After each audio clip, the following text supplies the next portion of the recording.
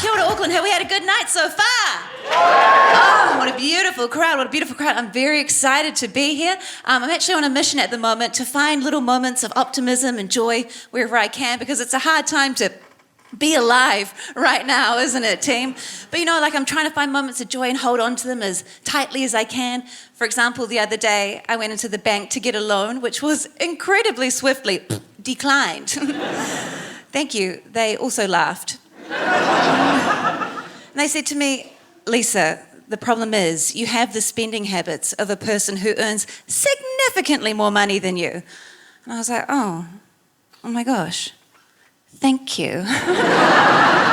Because financially, I describe myself as independently quite poor, but dependently pretty wealthy, actually. So, it's all about how you spin it. It's all about the twist, And the other night, for example, I was walking to a gig late at night, and I saw this group of guys that if I had to characterise them, I'd call them lads, like big boys, So I was preparing to cross the street, naturally. And but then I noticed that they were walking into this BYO, and they were all carrying bottles of rosé. And I was like, maybe we are turning a corner in modern masculinity in 2024, Because sure, they were nicking it straight from the bottle, but the fact remains that wine is pink, okay? So they're just one mini Moscato away from being an ally, and I will take that. I will take that in 2024. Or I want a hit of the optimism that my darling midwife had after I had a birth that was considered by doctors to be, quote, gnarly. My darling midwife, God bless her, she left me in one of the most tender stages of my life with a prescription for 12 boxes of condoms. She left me with 144 condoms, which at that point felt more like a threat, if I'm honest. A very thinly veiled one at that. So thin, it felt like skin. But I was an optimistic teenager as well. I bravely identified as abstinent. Back in my youth group era, thank you for laughing. An unbelievable premise, it seems. But I identified as such until, whoopsies, I couldn't anymore.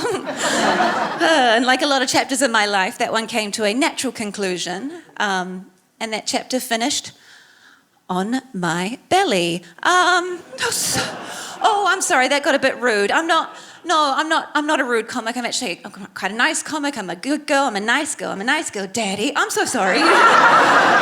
You didn't deserve that. But you're enjoying it, aren't you? Yeah. Although, I do have this theory that any grown woman who refers to her actual father as daddy votes for the ACT Party.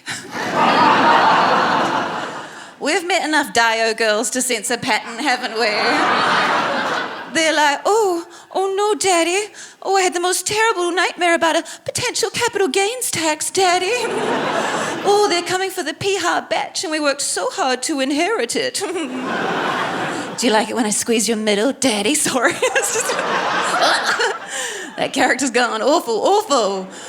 Although David Seymour did say he would give it all up for love, so I have just been going gig to gig, seeing if there's anybody willing to take one for the team, No?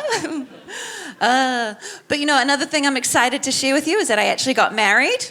Thank you. 10 years ago. Thank you. Still together, so I'll keep that whoop. Thank you very much. But I was surprised. Make some noise if you're married. Okay. Not happy enough, people. I love it when there's clearly a couple and only one of them whoops, and I'm like, okay. I love to be a fly on the wall on the car ride home. It's time for a game of happily married or on the rocks. No, just kidding. But I was surprised when I got married at how many people just automatically assumed I would take my husband's surname upon marriage. And, one of the things I love about my husband is that he isn't one of those lads, You know how some men get very precious about their surname and passing it on, and it seems to be the more boring and common their surname is, the more they fight for it, with rationale and logic that never really seems to go both ways, And look, I get it. There are some surnames that are very rare and precious and need to be kept alive. For example, if I'd been around in Jesus Christ's time and he'd asked me to marry him. It's a confident premise, I know, but stay with me. But if Jesus Christ had asked me to marry him, I definitely would have taken his surname. Superstar.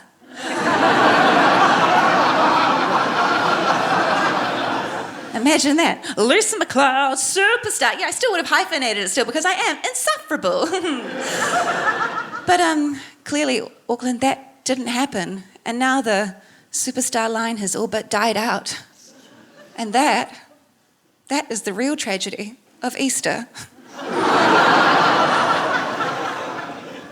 But I also noticed shortly after I got married that people changed the way they interacted with me when they found out that I was married. And I was surprised by this. And the first time I encountered this was when I went into student health, not long after I got married. Don't worry, I wasn't a teenage bride. I just took forever to finish my pointless degree. Anyway, and I went into student health anticipating the usual student health experience, right? You know, like you go in, and no matter what ailment you go in with, you leave with a commercial amount of condoms, right? You're like, oh, I've got a bit of a tickle in your throat. And the doctor's like, here are some Durex for your trouble. And you're like, I've got this limp that won't go away. And she's like, Trojans for the road, you know? Also, I think as far as condom brand names go, Trojan has to be the worst, right? Maybe it's my NCEA Level 2 Classics credits speaking, but I don't find any references to the Trojan War all that reassuring. Particularly in a sexual health context, right? You know, you think you're opening your gates for one thing. A gift. From an apologetic Greek person, for example. And then before you know it, millions of his soldiers are inside, and it's absolute carnage. Not reassuring. So I was at student health, and the doctor could see from my records that I'd recently changed my status to married, and she said, oh, I can see you're married, so what can I do for you today? I said, oh, I'm just here to renew my pill prescription. And she goes, oh, the pill? But you're married. I was like, I know. I was there. She said, oh, honey, what this pill does is it actually stops you from getting pregnant. And I was like, oh no, that's why I bloody love it. What do you think I've been taking it for all these years? Do you think I've just been holding on every 21 days for the sugar pills? Like, wait, no. What do you think I've been taking it for?